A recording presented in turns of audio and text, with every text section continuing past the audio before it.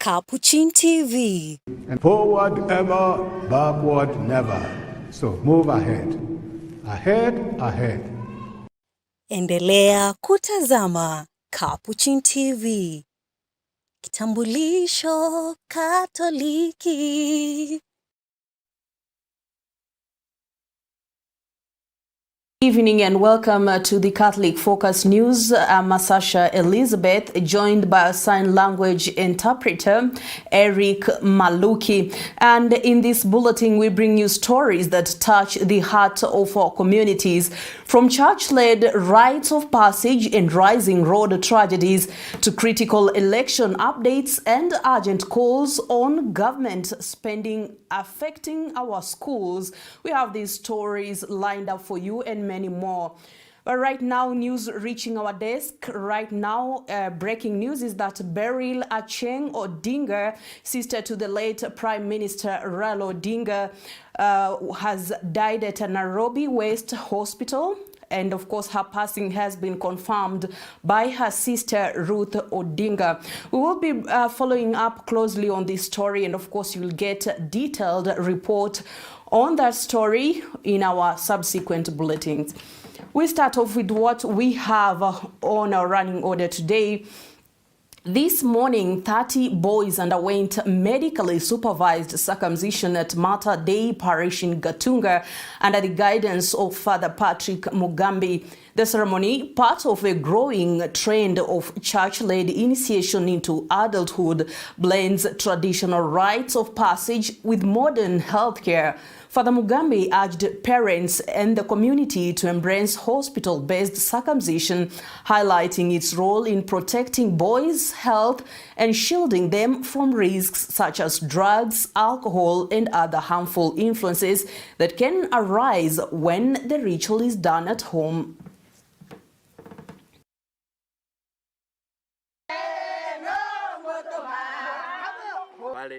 Na tutawatumu kwa jumla kukaa kama mtu mwema, kwa sababu wanaendelea kukua. Siku zijazo watakuwa hata na familia, watakuwa na kazi zao, wawe watu wa heshima katika kazi na wapende familia zao. Vile vile wakiwa pale wanabahatika, kwa sababu hata wengine wanapata sponsor. Kuna watu wanakuja pale wanawaangalia, wanawauliza maswali.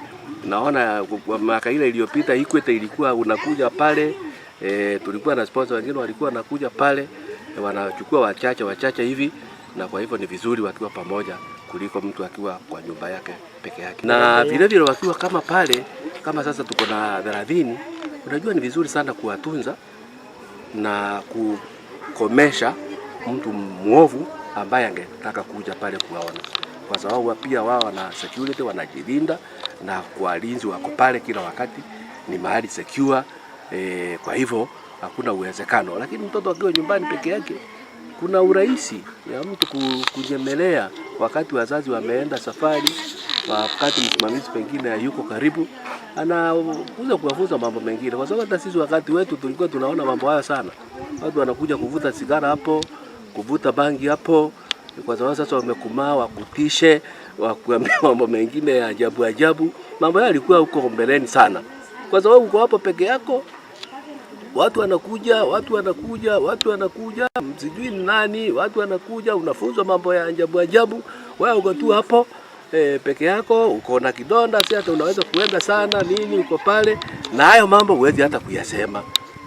Sasa unajua ni vizuri sana wakiwa pamoja, kwa sababu dunia hii sasa tunataka kuwa tunajilinda vizuri sana, kwa sababu hata madawa ya kulevya yamekuwa mengi, pombe imekuwa mingi, watu waovu pao wamekuwa wengi, vijana wetu wamekataa kazi, wengine ni kurandaranda tu. Sasa wakipata nafasi kama hizo, wanapata nafasi ya kupata chakula, nafasi ya kueneza maovu yao na mambo kama hayo. Sasa ndio mambo tunalinda kwa kuendelea kwa vikao hivi.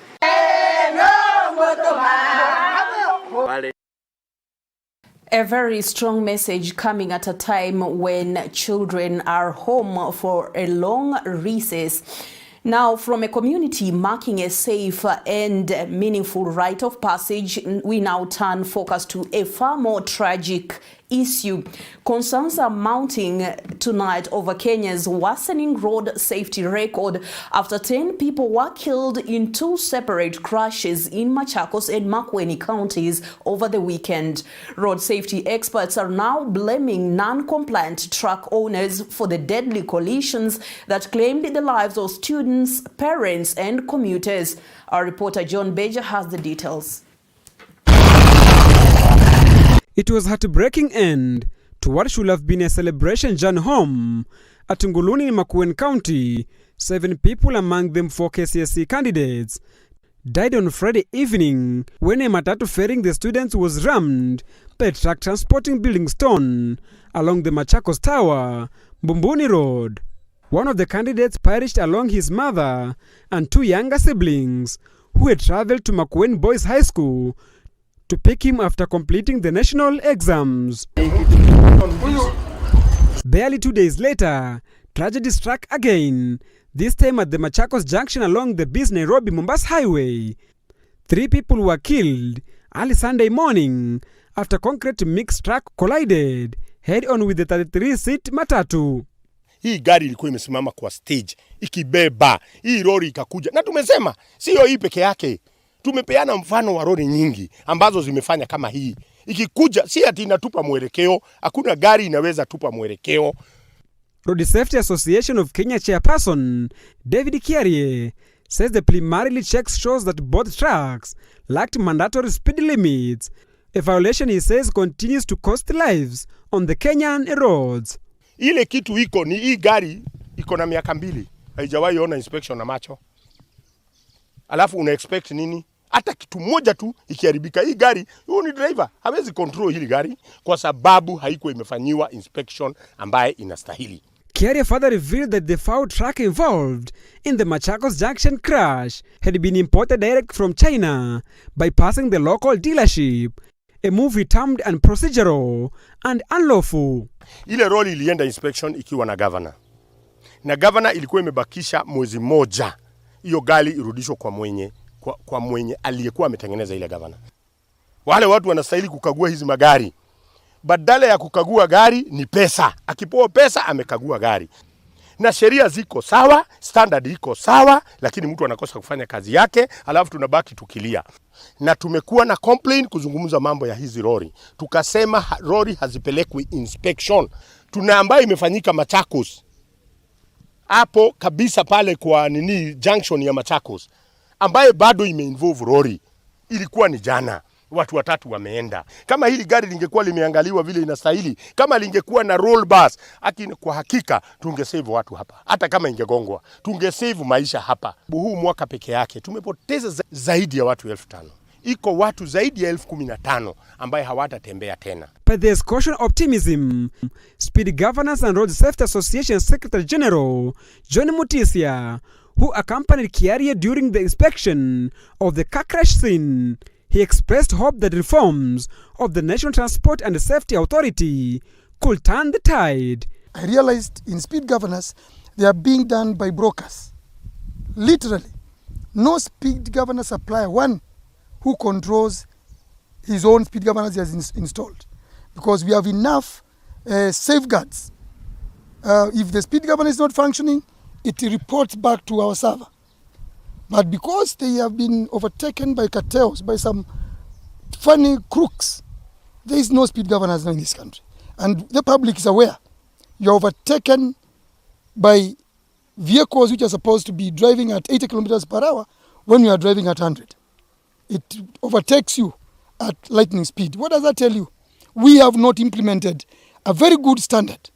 Mutisi urged the newly appointed acting NTSA Director General, Angela Wanjiru, to dismantle entrenched cartels that under previous leadership allegedly undermined safety enforcement. The long-term agenda, and I will be very clear, is self-regulation. If we don't regulate ourselves, we'll have crooks masquerading as suppliers and installers. Crooks whose interest and one single interest is money, not road safety. We had a meeting with the acting director general. If you look straight into her eye, she is ready to embrace road safety. Completely ready, completely ready to work with stakeholders. Use the word authority, not going to bed with some fellows masquerading as suppliers. As family mourns and authority probe the two crashes, road safety advocates says the weekend tragedy are yet another painful reminder of the urgent need to restore discipline and accountability of the Kenyan roads. Reporting for Capuchin TV, Catholic Focus, I'm John Beja. Well, as we approach December, a month historically marked by increased road travel and higher accident rates, authorities face heightened pressure to ensure safety. And we hope against all hopes that regulators and responsible agencies will act decisively to uphold integrity and protect lives on our roads. And we say rest in peace to the lost souls as we condole with the families and friends that have lost their loved ones in the dual fatal accident. Now, let's shift the focus to Murang'a, where Kiharu MP Ndindi Nyoro has slammed the government over cuts to school capitation, saying public money is being channeled into political activities while students and parents bear the burden. Speaking in Kiharu, Murang'a County during a meeting with secondary school principals, Nyoro revealed that some of the highest offices in government have already spent over 81% of their annual budget in just 3 months, including more than 2 billion allegedly on campaign-style activities. He warned that while billions are being spent on politics, a new circular directs that capitation per student be reduced from 22,000 Kenyan shillings to 12,000 Kenyan shillings, with parents expected to pay an additional 9,374 Kenyan shillings starting January. Nyoro condemned the Ministry of Education for defending the cuts, saying leadership requires action, not speeches. They insisted that children must not suffer because of political spending. The MP also vowed to resist any attempt to undermine free basic education, calling on the National Treasury and education officials to restore full capitation and stop burdening parents with new fees. Tumekuwa na principles kwa sababu hii lugha tunaongea pengine wanaweza jifanya hawasikii. Let me put it very very clearly. Today I met the principals of day schools in Kiharu this morning, and it is clear that the recent circular that was sent by government to our principals is actually cutting capitation from 22,000 to 12,000 starting January. And the burden for the extra school fees, walimu wetu wakuu wameambiwa wakitengeneza fee structure ati waongeze mzazi ambaye yako na mtoto day school wamuongeze school fees ya 9,374 shillings. Na juzi nikaongea hiyo maneno, minister anajaribu kujitetea, minister wa elimu. I want to ask them, Kenya kama uko serikalini hauwezi jitetea na maneno, unajitetea kwa vitendo. Mambo ya maneno ni ya watu wako nje. Wewe ukiwa serikalini ni kutenda. In this year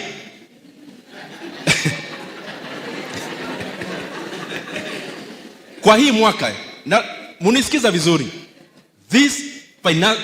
this academic year, ni vile walimu wetu saa zingine hawaongei wasifutwe kazi. Capitation ambayo hapo awali mashule yetu imekuwa ikipata 22,000. Last academic year hii ambayo inaisha hii mwaka, mashule zetu zilitumiwa only 11,000 shillings na serikali. Sasa wanadaiwa na suppliers, wanadaiwa na wafanyikazi. Na tukivuka Januari, ati serikali inawaambia vile mlisurvive hiyo mwaka, hata sisi ndio tulisurvive, tuende mbele. Mtaendaje mbele shule ikiwa na madeni? We want to request hawa watu wako serikalini tafadhali. We have seen in today's newspapers that the highest offices in our country, Kenya, They have spent over 81% of their annual budget in the first 3 months alone. Ofisi imekuwa na budget ya 8 billion. Miezi 3 peke yake wameshatumia bilioni 7. Na hiyo pesa ndio inatumika kwa hizi by elections. Hiyo pesa ndio inatumika kuhonga wa Kenya kwa mikutano, and that is the money that is being used for political management.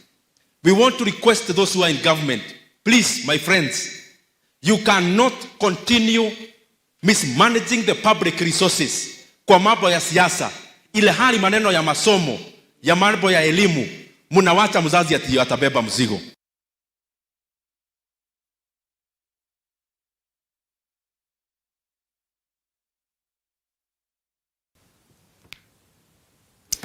The Independent Election Boundaries Commission, IEBC, has assured residents of North Mbeere that the upcoming election will be conducted freely, fairly, and transparently. The commission says preparations are complete and every voter will have the opportunity to exercise their constitutional rights on Wednesday. The IEBC has assured North Mbeere residents that preparations for the upcoming election are complete, promising a process that will be free, fair, and transparent in accordance with the law.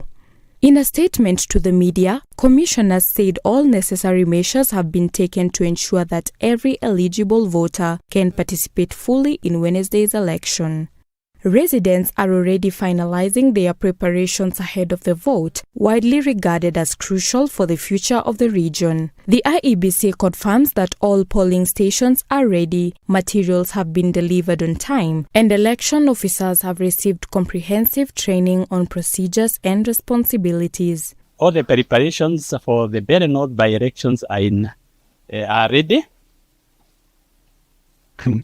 We have trained the electoral officials, that is the presiding officer, deputy presiding officer, and today we are completing the training of polling clerks. The commission has ensured that we have the necessary materials, both strategic and non-strategic materials, and the packaging is ongoing in the Taring Center, which is St. Bakita Girls Secondary School. The commission also reassures voters that the results transmission and tallying system has been strengthened to prevent delays and minimize errors throughout the process. As IEBC, we want to assure you that we will do all the necessary, and we will do all the necessary points in our capacity to ensure that we conduct free, fair, and credible election, which is transparency. I mean transparent, so as to ensure that the voice of the voter of Mbeere North constituency is heard. We are praying and asking you to support us in passing the necessary information to our voters to help them to come out in large number to vote for their leader who they would want to be their member of the National Assembly in Mbeere North constituency. On security, IEBC officials emphasized that polling station safety is a top priority, with law enforcement agencies working closely with the Commission to maintain peace before, during, and after the election. Preach the good message, the good one, that IEBC stands for the truth, and we want to assure all the candidates that once again we conduct a free, fair, and credible election. Residents spoken to by our correspondent expressed hope and confidence that the election will be conducted freely and fairly, stressing the importance of their votes being counted. All eyes will be on North Mbeere this Wednesday as residents exercise their constitutional right to choose their leaders.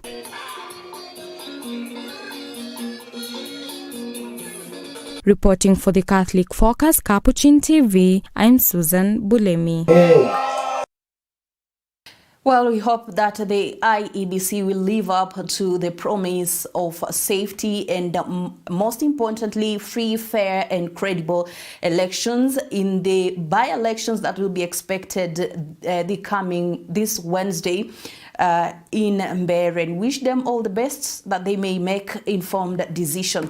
From Mbeere North, where preparations for the by-elections are complete, we turn to the breaking news where Beryl Achieng Odinga has been confirmed dead. He died, according to reports earlier today at Nairobi West Hospital. And as promised, we will bring you a comprehensive report on her life and legacy, and of course, what really is the cause of her demise in our 7 p.m. and subsequent bulletins.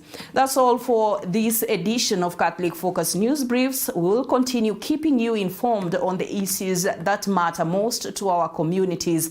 From all of us here who made this bulletin successful, I'm Sasha Elizabeth, and on behalf of my co-anchor, the sign language interpreter, Eric Maluki, thank you for watching. May God bless you and your families.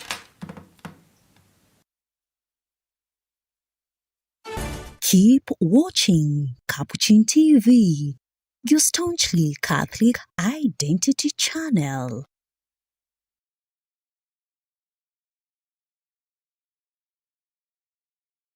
Watching Capuchin TV. For any complaints, comments, or compliments on our programming, you can either write to us on info@capuchintv.co.ke, or you can call us directly on 0717 424 866. Your complaint shall be addressed within 7 days. Remember to keep a copy of your communication with us. Keep watching Capuchin TV, your Catholic identity.